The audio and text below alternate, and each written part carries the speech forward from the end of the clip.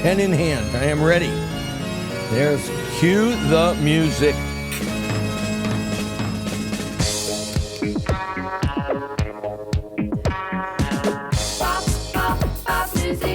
White man everybody. Okay, I'll settle down. Welcome back. We're here again. We're here. Eat, again, talk, repeat. Again. We've made it. Another week. Another week. Week 3 of 2026. You know, we are solidly into our 4th year now of doing this. Are we really? Yeah, we celebrated. It came and went. No one mentioned it, but our 3rd anniversary was back in November. I was going to say, I feel like it's a November anniversary. It's a November, and I think Lakin knows the exact day one, but I recall it was sometime in like early mid-November of 3 years ago. So we are now firmly pressing forward into our 4th year. Wow. I have marriages which did not last half as long. True. What's the 3rd year anniversary gift? What is that? Come on, how many weddings and marriages have you gone through? Yeah. Well, I tend to. I'm in a good mood. Let's keep it that way. Let's keep it there. Who are we? I'm Ash Watkins, the Hamburguesa Principessa of Las Vegas. You can find me at Ash the Attorney on all platforms, and you take the floor. I am John Curtis, the invidious inveyor of Epicurean invective, a.k.a. your apodictic alimentary authority on all things Vegas. How's that? Say that again? Can you?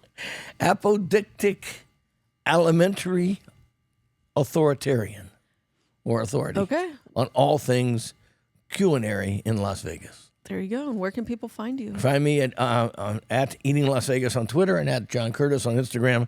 And I have an eatinglv.com blog, which I am seriously overdue in putting something up, but it probably won't go up until the end of the month, about sort of my because I'm working on it and they take forever.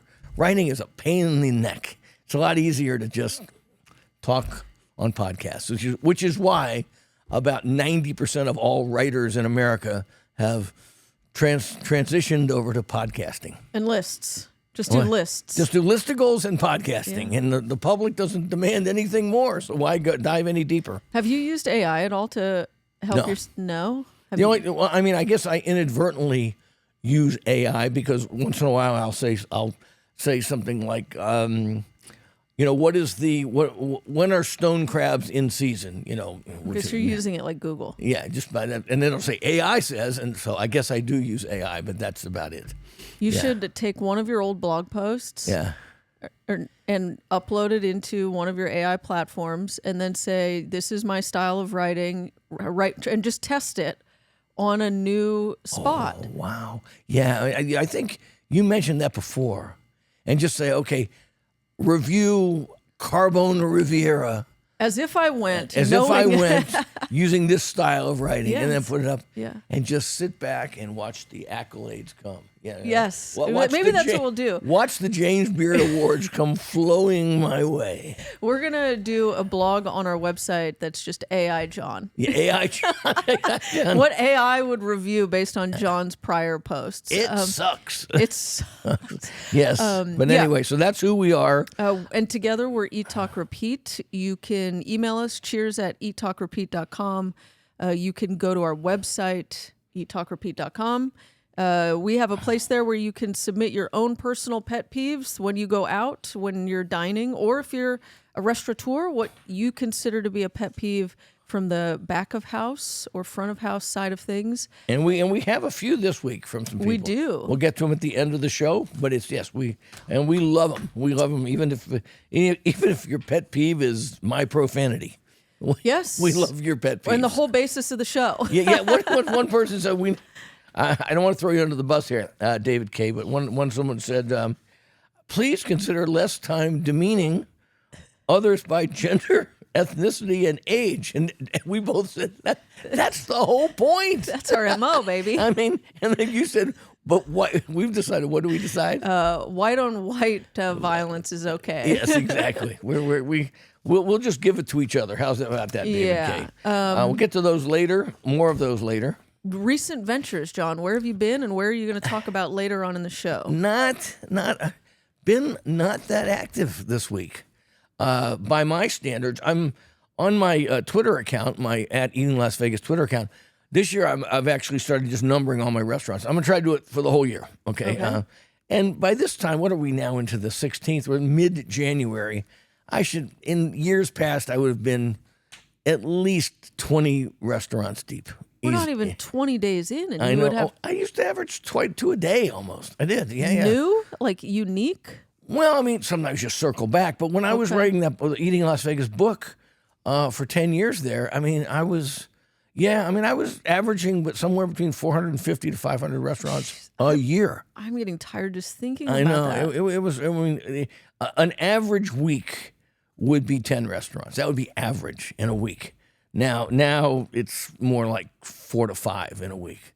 Wow. So I'm slacking, folks. But I'm also in my 70s, if I have to admit that. And it's just I can't keep up. And the thing, I still love doing what we do. I love this podcast, and I enjoy social media. But I never like to use age as an excuse for anything. But you're going to do it now? I was going to make a real dirty joke there, but I won't do it. David K? Look at that restraint. I did not make fun of my age and use sex as a whipping boy. Okay, but I don't like to use my age as an excuse. But what I just don't like, and I don't have the time to do, is all the video stuff. I mean, the world has just morphed into that, and it was like almost like a slow boiling frog being, dying. Mm-hmm. You didn't notice it at first, and it's really started about 10 years ago with the rise of Instagram in 2014, 15. But now everything is a video. I mean, everything involving restaurant recommendations, reviews, listicles, you name it. My top 10, John Curtis's top 10 pizza. Everything is that. And I guess I just don't have the time or the energy at this point, and really not the interest to be editing videos all the time. Ugh. But that's where the world has gone. Writing is kaput, and videos editing is the thing, and that's what gets the most traction. But I'm still going to do it somewhat old school. This is not an old school podcast, but it is a podcast rather than a video. You're anti-cheese pull. You're anti-yolk porn. You're all anti all of that, because that's where it all really started, was like the pulls and it started dips, there, but now it's everything. And the thing that bugs me, it sounds like I'm getting ahead of myself on peeves here, but it's that really clipped way. I've talked about this before. And the move here is to get the Caesar salad. And don't forget this. And it's boom, boom, boom. Everything's like 2 seconds, clip. And the chef surprise is always and it's just boom, boom, boom, boom, boom, boom in like 30, 45 seconds. And then, there it is. And you look and go, they got 9,000 likes. Yep. But it took a while. It took work, to do that. But it's just like, it's exhausting to watch these things after a while, when all you really want to know whether it's any good or not. And all people are doing is just, we're so consumed with the visual and the doom scrolling that we don't get into substance much. We're here about substance and authenticity. And I'm here with now I'm getting hoarse. And we're just beginning. Okay, so I've been to 2 places this week. No, I didn't mention mine. I know. I was giving you time to drink. So okay. I went to Esther's for lunch and had a unique experience, or unique order, really. That's all. And then another one is a surprise, but it's the burger. I posted on Twitter. I teased it. I might have found the latest and greatest burger in Vegas.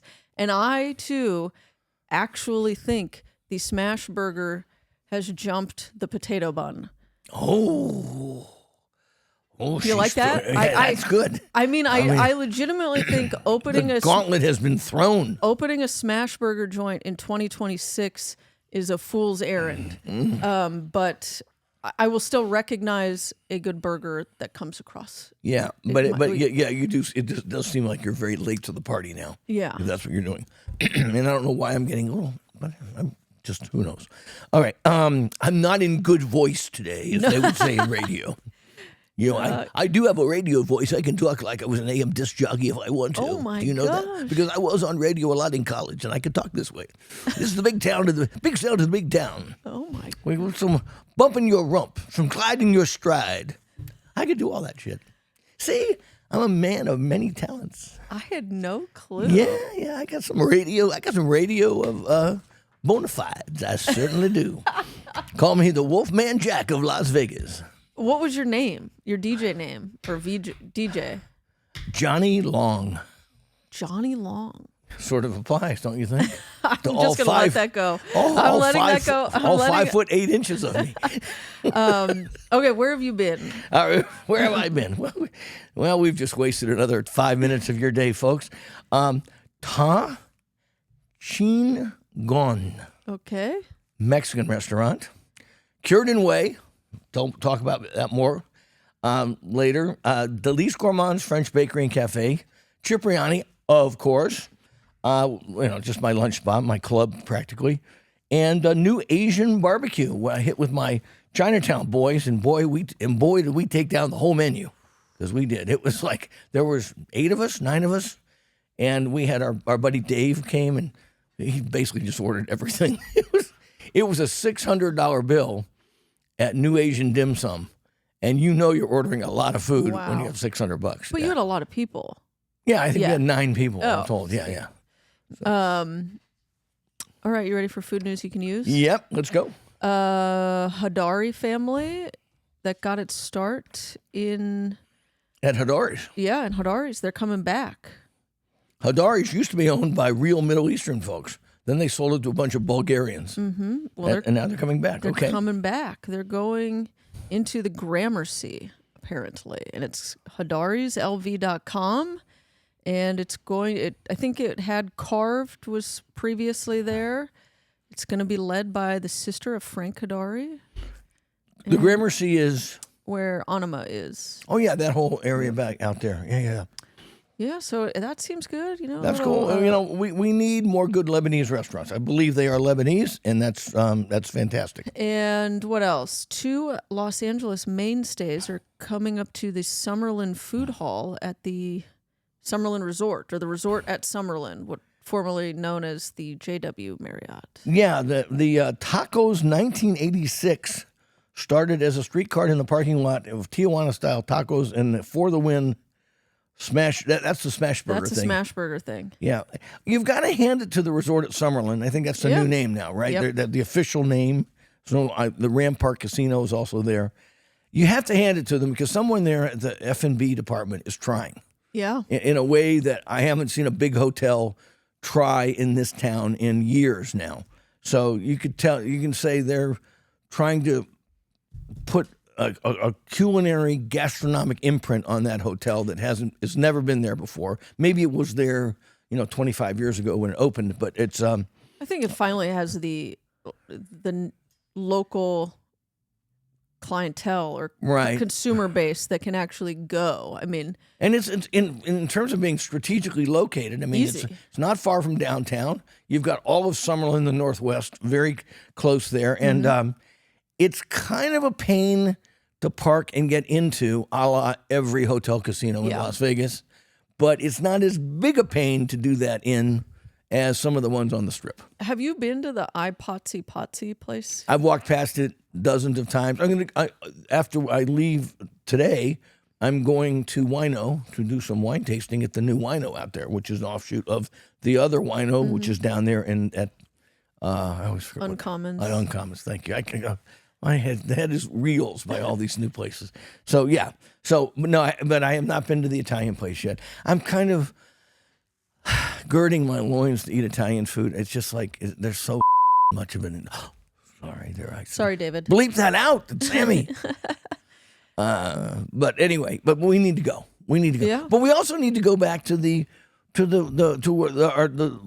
place of our first date. Ferraro's. We've been talking about that forever, to go to Ferraro's. So that's got to be on the list in the next couple weeks. It's on the list. We're putting it on the list. So keep going. Let's go through some food news, more food news. What would you say if I told you there is a Wizard of Oz-esque type bar coming to the Arts District? What did you say? Allegedly, Wonder Fine Liquids has applied for a full alcohol service right over on Commerce, and it's going to be a refined tavern and bar offering an elevated experience that combines high-quality cocktails with a curated food menu. Curated. Is it immersive? With elements of Wizard of Oz feeling. So they hit every cliche except immersive, but kind of wrapped it up with that sort of idea at the end. Yeah, I don't know. So okay. I think they're trying to capitalize on the Wizard of Oz at the Sphere, I'm guessing. And capitalize on the bar scene downtown, which now has 20 cocktail bars in it. If you don't get drunk in the Arts District, that's on you. Yeah, I mean it's it's great. I mean, I guess they're trying to turn it into another Bourbon Street or something. But and right now it's unlike Bourbon Street, it doesn't smell like human urine and vomit all the time. It better not. Oh, fun fact: we had someone pass out in the middle of our parking lot earlier today. Just took a nap. Like a tourist or a bum? Both, maybe. I don't know. They just took a nap. An unidentifiable human just decided... Middle of the day at like 11 a.m. Just boop, right in the middle of the parking lot. Just took a nap. Did you see... This is a quick aside. I put it on, one of the reels or stories on the one of the lady at I think the Chandelier Bar. Yes. She falls on the ground and she starts talking about, you woke idiots, you woke liberal idiots. And they're just trying to get her into a wheelchair because they think she's falling down. She's drunk. And then she gets racist in the middle of it. Yep. And even the guys that are egging her on, when she plays the race card, they both go. You could see them go. They're like, hey, we're out. Okay, all right, come on. We're having fun with this. But now you're going too far. That was, what do you think? How do you think that played with her employer? I don't think she had one to begin with. Well, ladies, if you can't hold your booze, just stay in your room. There is nothing. I mean, past a certain age, I used to say this now, this sexism alert coming up and ageism. Okay. I used to say this a lot to my sons who are now grown men and way past these years. But I said, there's always something kind of cute and sexy about young gals who had a little too much to drink, right? To a certain age. Mm-hmm. But there's a certain age in where being drunk is not attractive to anybody. You know what I mean? And I think that you hit that about your age, actually. Shit. Around your mid-30s. Getting drunk is no longer cute and funny anymore. You just look sad and pathetic. Good to know. Yeah. Well, men, I don't think men look cute and happy anytime when they're drunk. They just get angry. They just look sad and pathetic. But gals can kind of get away with it if they don't drink too much. But then when you see middle-aged gals who've had too much to drink, it's like, honey, you need to take a chill pill and just learn how to hold your liquor or don't imbibe in the first place. And I see it. Vegas just seems to, is full of these. And men get angry. Women get angry too, though. They do. Yeah, have you ever known an angry woman drunk? Yeah, and I think they're just angry or sad people sober, and then they just feel comfortable enough to let it out once they get enough alcohol in them. Did I ever tell you about the date I had? I was walking through the Venetian, and she was really... I wasn't really on a date with her, but I had dated her, and I knew she was drunk, and I was just sort of helping her out. We walked past a guy who's playing blackjack, and she kicks him. I mean, just an innocent guy on the, sitting, kind of standing on those blackjack tables. And I'm like walking her out, and she just kind of turned, and she shouts some profanity and kicks the guy. And I'm like, and the dude is like, he looks at me, and I'm like, he goes, man, could get this lady under control. Yeah, I mean, it's a little thing too. Yeah. It wasn't the food gal. It wasn't my wife. No. Oh my gosh. That's wild. My wife does know this woman. Oh gosh. Yeah, she was. How did you tell the woman that like the next day? Well, excuse me. She was kind of known as being kind of an off the wall crazy drunk and a kicker. But she almost got me into a fight. Oh my gosh! All right. Well, no good deed goes unpunished. Moving along, there is a new or a second barbacoa hidalguense. Say that twice. Hidalguense. Very good. Are you proud of me? Yeah. So apparently there's one location already on East Charleston. Do you know of this spot? No. It's next to where, what was it, Evergreen and that Lafayette Square? God. Yeah, so it's in there. And they do birria, quesadillas, handmade tortillas, chilaquiles, all of the good things, barbacoa. But they're opening a second location, set to open in March, out in Nellis Boulevard. North Nellis. Yeah. So they're not interested in making a lot of money. No. East Charleston and North Nellis. But yeah, I was looking at it, have never heard of it, saw that they're opening a second one, so it kind of piques my interest. And then I looked, and it looks pretty good. So yeah, I got to go check it out. I mean, I don't know if I can say Hidalguense. Hidalguense. It looks like Hidalguense. Okay, Hidalguense. Yep. Okay, well, I'm always up for a good taco. Me and JB, the taco king of Las go Vegas, check will it have out. to go check this one out. Okay. Aroma Latin American Cocina is opening, set to reopen in February. Confirmed they're taking over the space where Tres Casuelas was previously, which is on Polaris and Spring Mountain Road, right next to the Sand Dollar. Right on the cusp. Yeah, right next door to the Sand Dollar, right on the cusp of Chinatown. I think it's going to be a great move. I'm going to be there early, right when they open. I'm excited. Me too. So they're expanding dinner. There's about 10 new dinner dishes. Lunch and brunch will stay pretty casual. And yeah, so Tuesday through Fridays, you'll have lunch options 11 to 3. And then Tuesday through, I think, Saturday, 5 to 10 for dinner. And then Saturday and Sundays, they're doing brunch. I'm wondering what kind of lunch trade they'll do there. I mean, Brunch? Lunch. I mean, lunch. It's just like tacos. I know, but and it's sandwiches. It's kind of it's a nice destination, and it's easy to park. It's close to the Strip. It's close to Chinatown. But I just don't see them getting a lot of traffic for lunch there. Maybe. Hope to. I mean, Steve Kessler's food is fantastic. So lunch will be great because that means we can get there easier. Yeah. I mean, these places that just open at 5 o'clock, I mean, come on, folks. Give an old guy a break. Open at 4. Yeah. Come on. The wife and I did this recently. We had dinner, went to Chinatown. We had dinner at 4 o'clock in the afternoon, and I've never felt so old in my life. It's great. But 4 o'clock. It's great. We're sitting there slurping noodles, and like there's 2 other people in the restaurant. I'm like, okay. I don't know. I forget where we went. We went out somewhere pretty early, and then I got home, and it was like 7. And I go, this is fabulous. Yeah, you still can do something at night. All right, so let's keep going. And then last but not least, apparently, I didn't even know the Mint Tavern over by the Golden Steer had a kitchen, but there's this guy slanging tacos who I think was a caterer. He's in there slinging tacos. So. There's been a lot of restaurants come and go. Really? In those spaces right immediately as you face the Golden Steer, right to the left there. So who knows? I think Weird Thai has a street food thing in there. Yeah. Yeah, I've never been to it. I saw it once. There used to be a glot kosher restaurant in there, but that left a long time ago. There's been pizza places there, so now there's a taco spot. Don't know if I'll make that one. Okay, last but not least, I have to ask you a question. It's not really food. It kind of is food news. It dovetails off food news.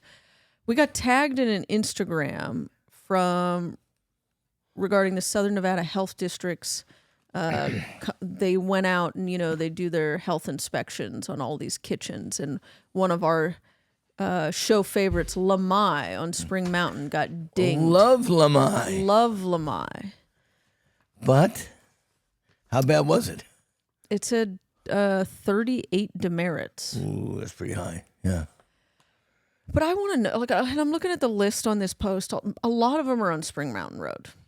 Yeah, well, it's easy to pick on little mom and pops. That's true. I mean, the chain restaurants, they have more money and they have more ability to make sure that every little I is dotted and T crossed. And the mom and pops sometimes do leave the bucket of this food too close to the bucket of that food, which would not be, which we all do in our kitchens. Yeah, it would not be it wouldn't be a cardinal sin anywhere unless you're in the business of serving food to the public. And so I get it, but a lot of these things can seem pretty ticky-tacky. Sometimes when the refrigerator isn't cold enough, things like that, there's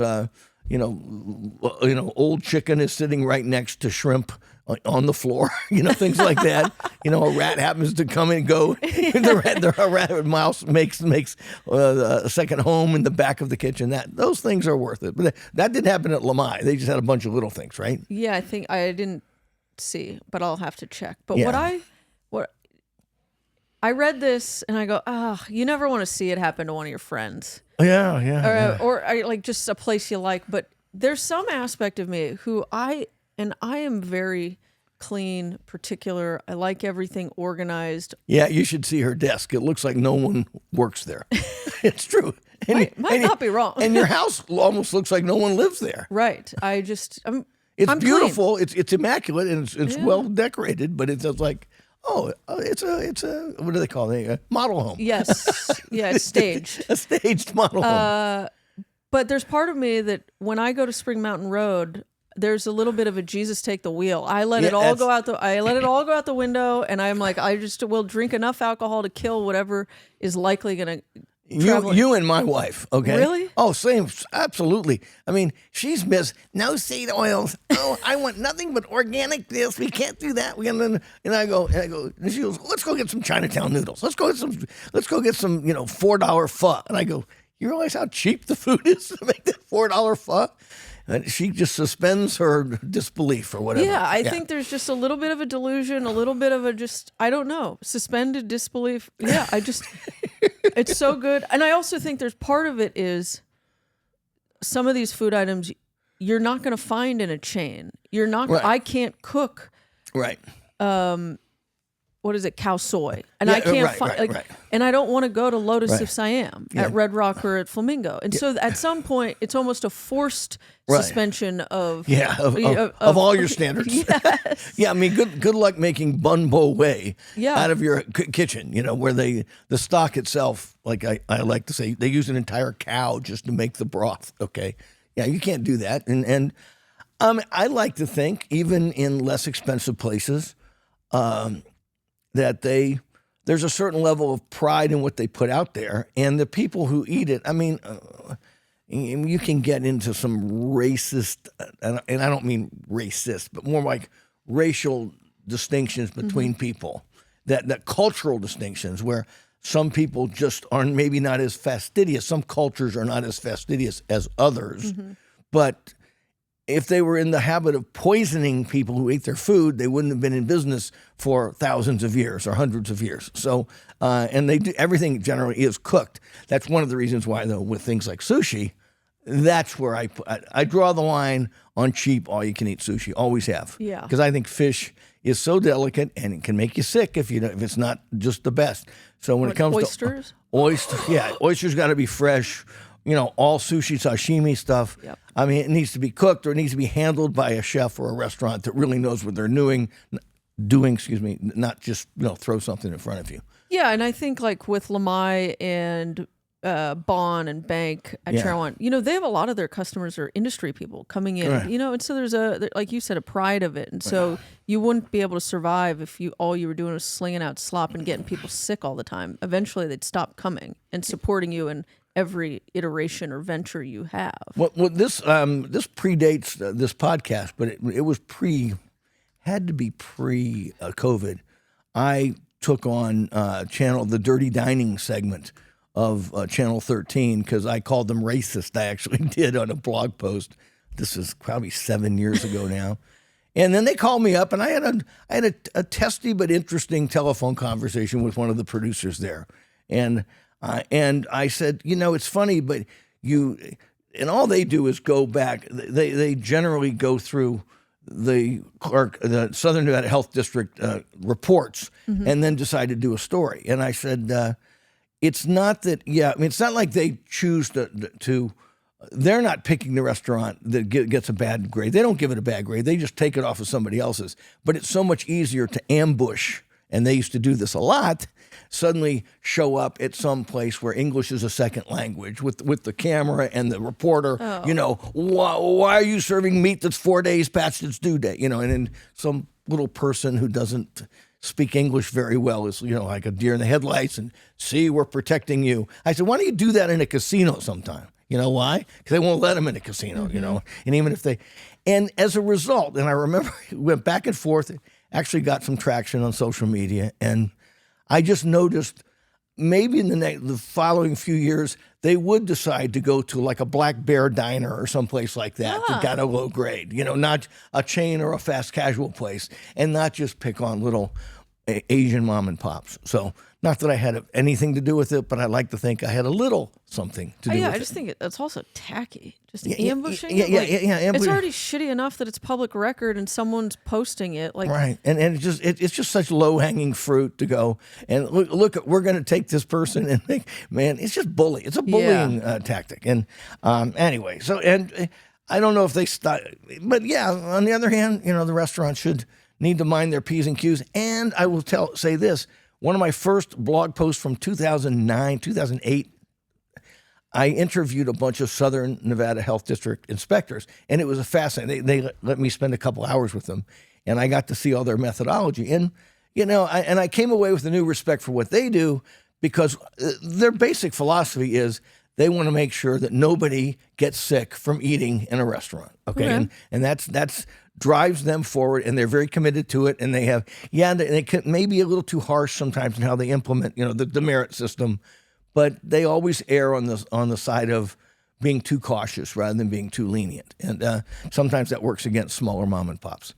Yeah, and you gotta, as long as you're consistent on how you apply it. Okay, well, interesting. I got my voice back. Thank you. Yeah, let's take a quick break. I had to cough it out there a little bit. And then come back and go through where we've ventured, and then read some of our listener comments, questions. We have a great web submission. It's a little long. It's not David K., but I want to read it because it's cool. And yeah, we'll be right back. All right. I'm the best. Personal injury law has been the same for a long time. The best. Big egos, greed, and sleazy schemes. We've had enough.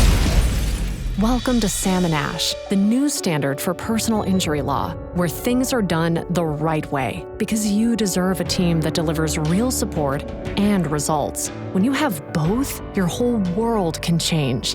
Sam and Ash Injury Law, because you deserve what's right.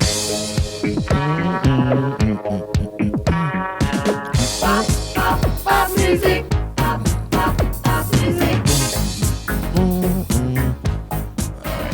Okay, we're back with recent ventures. Yeah. You want to go first or me? I'll go first. Mine are quick. So I went to Esther's for lunch. I really don't get there that often anymore. And It's so crowded, no one goes there anymore. yeah, it's one of those Yogi Bearisms. Yeah. I had to go for a business meeting, and it's easy. It's around the corner. And I ordered the roast beef sandwich, and boy, was it yummy. Like, it's their version of the Arby's beef and cheddar. Right. It's big, thick. It's thick. It's got melted cheese on it. It's got horseradish, the onion bun, very, very high-end roast beef and cheddar sandwich. If you're looking to be in a coma shortly after, need a it's nap? for you. Yeah, Eat it this. is definitely for you.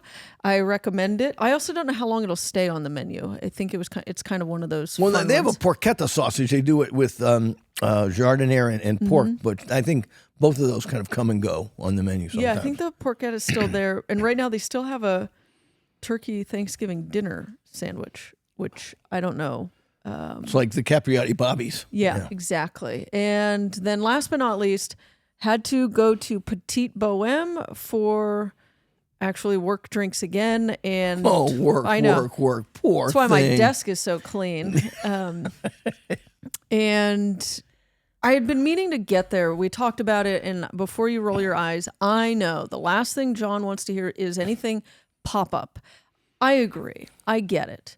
But Bar Bohème is no longer open on Monday and Tuesdays. So Petite Bohème, which is the craft cocktail bar, which is open Mondays and Tuesdays, is utilizing that kitchen to serve and have chefs come in locally, give them a chance to feed the Petite Bohème patrons. And it's this guy who I guess used to be a chef at Esther's, and now he's doing In Limbo burgers on Mondays and Tuesdays from 6 to 11 at Petit Bohème. He's also doing stuff out at the Durango Social Club, which is Dan Cromer's spot by Other Mama and formerly known as Chamania, but now it's the Durango. So he does breakfast burritos up there and the burgers.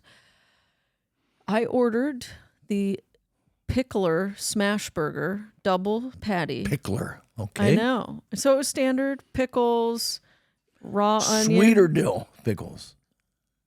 Dill. No, actually. Sour or sweet? Not wildly either. It was they're kind of like fresher, Not, okay, like fresh pickles. Yeah.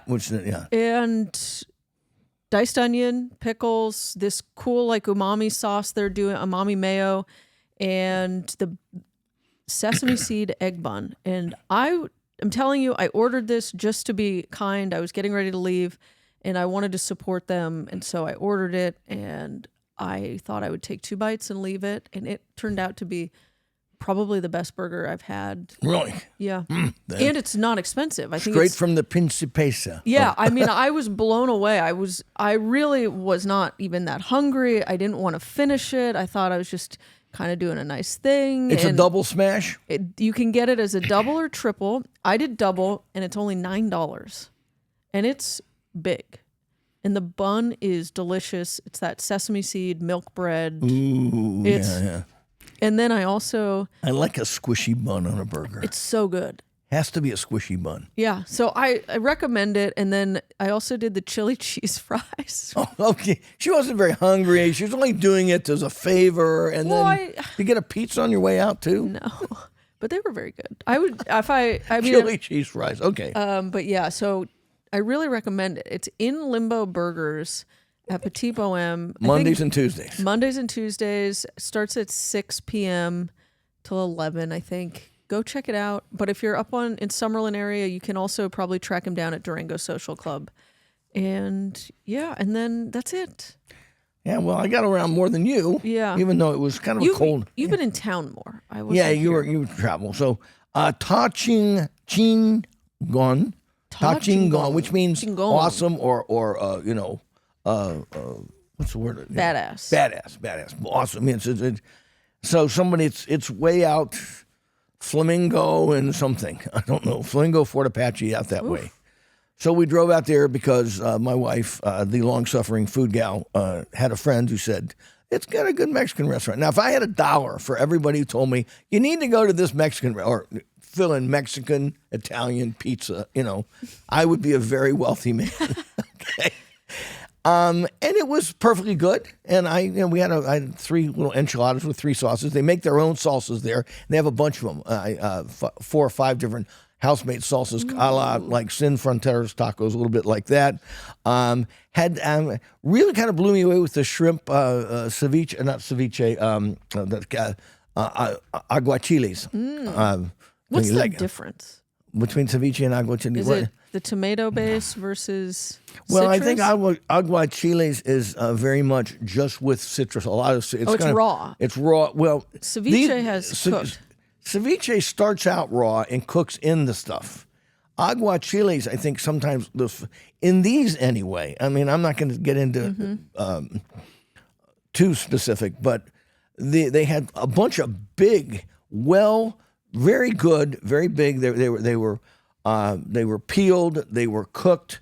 They were deveined. They had no shells on them. Wow. And they there must have been 10 or 12 of them in this aguachile, and it was very good. And I thought it was the highlight of the meal. Could have been a little spicier, but again, they're at like Fort Apache and Flamingo, so they're not going to be. There's a lot of gringos in that area. But I would go back. Did it pass my litmus test of would I go back? Yes. Am I dying to go back? No. But we only had 3 things. The guacamole was bland. The enchiladas were decent. And I'd like to try more of their sauces. Very nice people. Sat us very well right away. Wasn't very crowded at lunch, but I was really charmed by the room and the service. So it's a place, if you're looking for some Mexican in the Southwest, try Ta Ching Gun.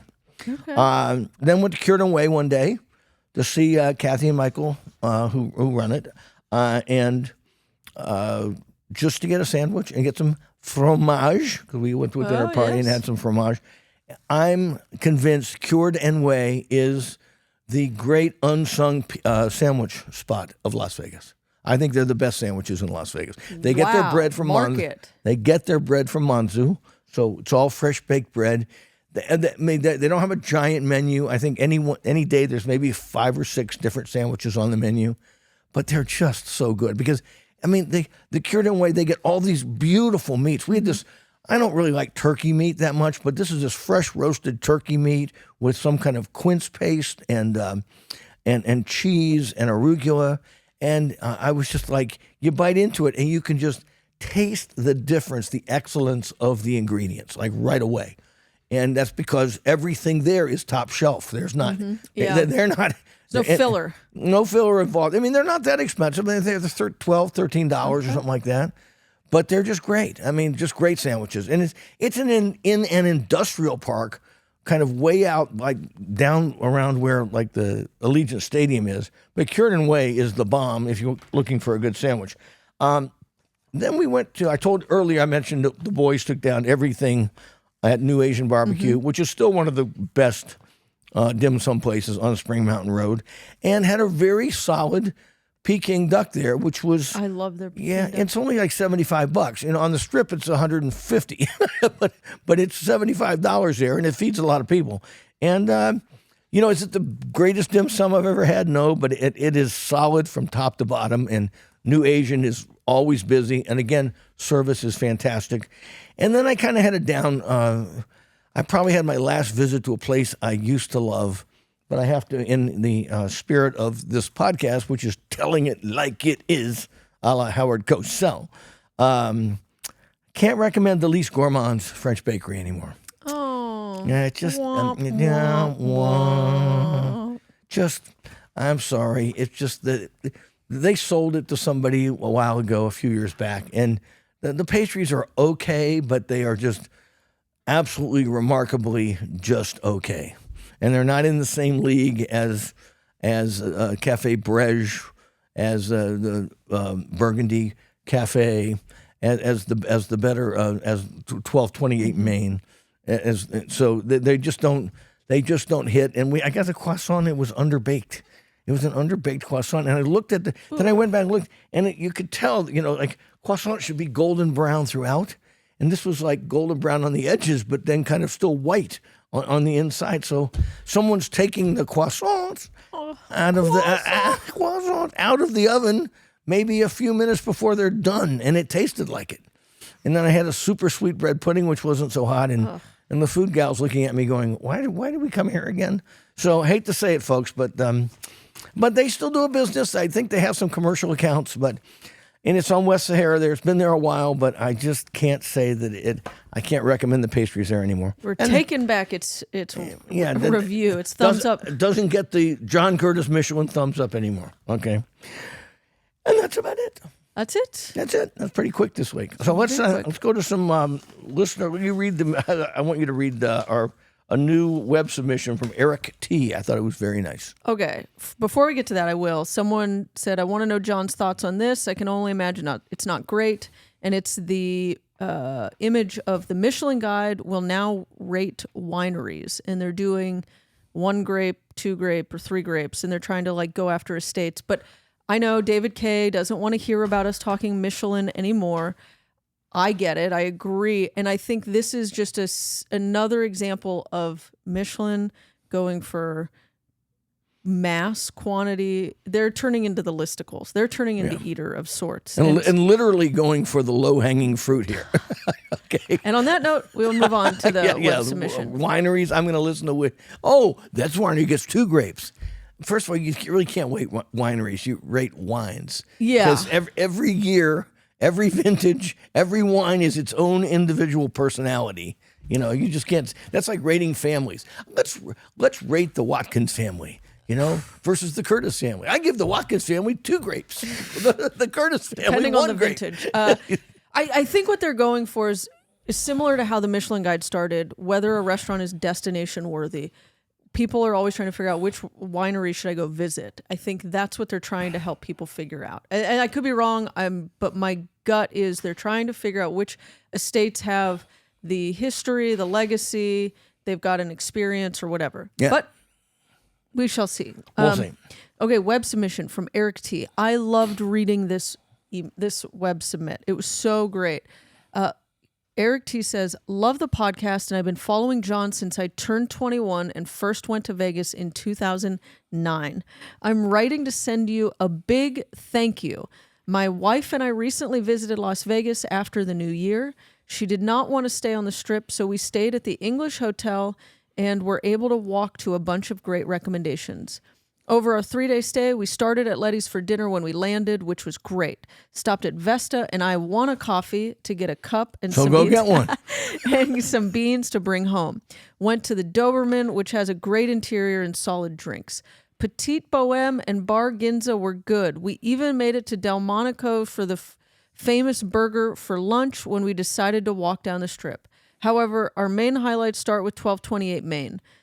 We went there 3 straight mornings to get breakfast and a croissant. Better than some of the croissants we had in Paris. They nailed it every time. We put our best white outfits on and went to the Backstreet Boys at Sphere. Sorry, John. The show was fun, and anything in the Sphere is worth seeing. It's hard to describe just how big the screen is. Lastly, our most surprising highlight was Liquid Diet. Yeah. We started with the chocolate chip banana bread cocktail. I don't know how they get the toasted banana bread taste in a drink. Against our better judgment, the shots looked very interesting. The horseradish shot with tomato chaser was so tasty. Agreed. Yeah. The tomato paired great with the zing horseradish. The night ended with a shot of gin vindaloo and mango chaser. Yeah, how they do this there is it's alchemy. It's magic. Yeah. The gin was infused with the spice, and the mango had a yogurt aspect that was very refreshing. Thanks again for the recommendations, and looking forward to our next stay. Didn't that just warm your heart? Well, yes, and thank you, Eric T, for recognizing my magnificence. I just want you to know that you shit on Liquid Diet when I first talked about it and you hadn't been. You're like, I just don't want to go to another cocktail bar. What? And now That's exactly how I sound. It's great. I mean, it's one of those cocktail bars that makes me wish I drank more. It's alchemy. Yeah. And you kind of get this Breaking Bad-esque feeling. You're in a garage and you're in the kitchen. You're watching them make and the people goods. there are nice. Every time I've been there, I've been twice the age of the next youngest person in the place, but I've always had a great time there, and the service has always been good. Even when it's crowded, they sort of work you in, and they're making eye contact with you and saying, "Just a minute, sir, we'll be right there." Blah blah blah. So yeah. And then David K, he says, "I'm using more self-restraint." Fuck yeah. And then okay, thank you. And we've already talked about picking on age and Ender. That's half the fun of life. Yeah, and he says, I would very much enjoy hearing from guest chefs, owners, and other industry hospitality professionals. Thank you, David K. It is our 2026 goal to get that bonus content on deck. Okay, well, that will just slide right into my pet peeve. Slide right in. Okay, because this opens the door. You open the door, David K., and I'm gonna plow right through it. my pet peeve. You probably don't know what top jaw is, do you? No. It's an English thing. Okay. And it started a few years ago, and now it's gotten big, and now it's being copied all over in the English-speaking world, at least, probably in a few others. It's this thing where they, their idea of reviews, and it's that video thing, but all they do is they, and this is also my pet peeve. I'm going to try to find this picture and as quickly as possible here, because this is also a pet peeve, and you're going to think that I'm being very, very petty here. We already think that, John. Okay, now I can't find. Now, wouldn't you know that? Now I can't find it. It's that thing where everybody had. No, here it is. I got it. It's this thing. It's this stupid little puffy mic. Okay. That everybody holds the little puffy mic that everybody holds up to their thing. Yeah. Goes, and here I am. I'm trying this nail polish that you just have to buy. That kind of crap. But anyway, that's not my pet peeve. My pet peeve is this. Chefs are top draw is based upon going places and just getting a chef and asking them for their recommendations. Okay, that's 90% of their content is they will get a chef, whether it's, I mean, they will get, I don't think Jose Andres has been on there yet, but I've seen Thomas Keller and Daniel Boulud, and then I've seen, the local chefs in a place like Miami or London or something, and they just there, again, with that stupid little mic, or maybe not so, going, best pizza in town, best hang, best dive bar, right? Well, I think I saw this. Yeah. And then this is now, and so they'll have these little 2-minute conversations with people, and then they will cut in with all these funny little cut-ins and things. And my peeve isn't so much the methodology of that. My peeve is that chefs are generally the worst people in a town to ask where to eat. Yeah, they're in the kitchen. They're in the kitchen, and it plays out every time I watch them. When it's a well-known chef, like Thomas Keller, they interviewed him in Miami because he has a place in Miami. And the well-known guys, like Daniel Boulud recommended Thomas Keller's restaurants, and Thomas Keller recommends Thomas Keller recommended Thomas Keller's restaurant and Daniel Boulud's restaurant, my friend, I like Jean-Georges Vongerieux. They just want the big, well-known, highly publicized celebrity star chef places. That's all they do. And then the little guys, let's say the James Trees of Portland, Oregon, or London, they just they recommend little divey places like, there's a place, in L.A. I saw one in L.A. It's at the corner of East Sepulveda and West Sepulveda. It's a little alley, and there's a 3-seat taco bar that does the best pizzas. You got to go there. You know what I mean? It's so the unknown chefs are too obscure, and the famous chefs are just too obvious. And why? And the chefs in general don't know where to eat in their own towns because they're too busy in their own kitchens. Yeah. So, but it's just to repeat the theme of this podcast, just the low-hanging fruit to go, let's take a chef, because people will think chefs know more about this topic than they really do. Yeah. And they really don't. And it's just, and I've noticed that, now for decades. And the last people I generally ask, well, I do get good recommendations sometimes, but across the board, a chef would be the last place I would go. I wouldn't come to town and ask James Trees, who I really respect, or Gino Ferraro or somebody like that. What are the 10 places I should go? Because, their knowledge of the town kind of runs the gamut from A to B. You'll end up at Herbs and Rye. Yeah, yeah. And so, I mean, it's my favorite thing to do with chefs is to ask them, what's their guilty pleasure restaurant? Where do you like to go escape the world and just get a feel-good meal? Right. And that's always fun. They'll give you a hole-in-the-wall taco joint. Nicole Brisson will talk about a place that I wouldn't think she'd be caught dead in. I went, you go there? She goes, oh, yeah, I like it. I'm like, see? Yep. I mean, and Nicole, she's a great chef. Yeah. Been in this town a long time, knows her stuff, runs great restaurants. But they're just, when they go out, they're just looking for a fun time, a fun, good, easy hang, or they're trying to support their friends. Yes. They're not really scouting the territory. So, pet peeve and a bit of advice, maybe think twice before you think a chef knows where all the good spots are, any more than truck drivers do. There you go. Okay. Did you have another peeve? Well, I was going to pick on my wife a little bit. Go for it. The preemptive buzzkill. Oh, yes, the preemptive buzzkill. Yeah. How many of you, just a question to all Show of hands. Show of hands. How many of you listeners, you have to be married to know what this is. Call it the preemptive buzzkill. When you say to your spouse you're going to do something fun, play golf, meet the boys for drinks, go to lunch, they immediately jump on don't do that. Well, don't do that. Don't get too drunk. Don't stay out too late. Don't have too much fun. You know how you get when you and Tom stay out past midnight, that kind of thing. So it's like the preemptive buzzkill is something every married person can identify with. Yeah. So spouses of America. And women get it. Like we're going shopping, and it's are you going with Shirley? Oh my God, you're going to spend everything. Yeah, buy really? everything. I'm putting up your credit cards right now. Yeah. See, it works both ways. I've got an easy one. All right. Mine is for everyone. Put your phones away.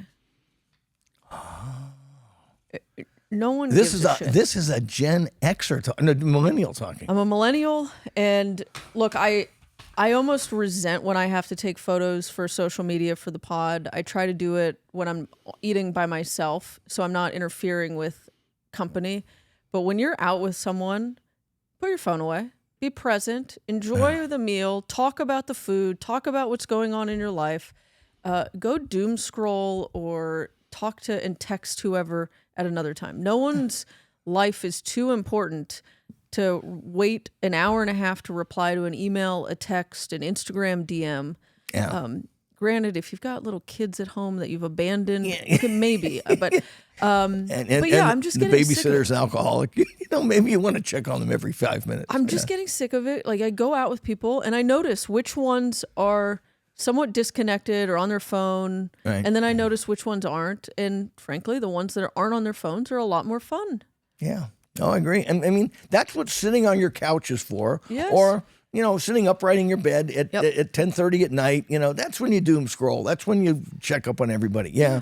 The first time I saw that was, God, it had to be 15 years ago when the food gal and I were on the strip somewhere, and there was a big circular table, had to be a dozen girls, or at least 10 girls sitting, and we noticed every one of them was sitting there. They had ordered like a brunch. I was at brunch. Ooh. How about that? Look It's like at that. 15 years ago. And I said, honey, look. And this was when these things were just getting popular. And all 10 girls were just sitting there like this. And they'd all gotten dressed up to come to this. And they all look identical. They're all the exact same haircut. and shoes and outfit. Right. But yeah, I'm just kind of getting sick of it. I as much as some people can be too loud in a restaurant, I would take that over people being disconnected. And that's why I really like my dinner party resolution for 2026. It's great to just sit down, put phones away, talk, bond over food, drink, stories, life. I'm all sorry. things. What are you saying? Yeah, what was look it? at this boomer. This boomer. And You're bad. You do it. Well, you do it. I do. Let's say I get a professional easement for this. Okay, Yeah, I know. I Yes. mean, yes. I can be in the middle of a conversation, and you're talking to we're at lunch, and I'm like, "Here, Ash, give me that dish." And yeah. No, But you will sometimes start posting mid lunch. I will. Yes, I will. Yeah. Okay. I call it professional courtesy. Yes, you get a professional easement. Okay. And And on with that, and with that, these two semi-professionals bid you adieu and good night, Canada.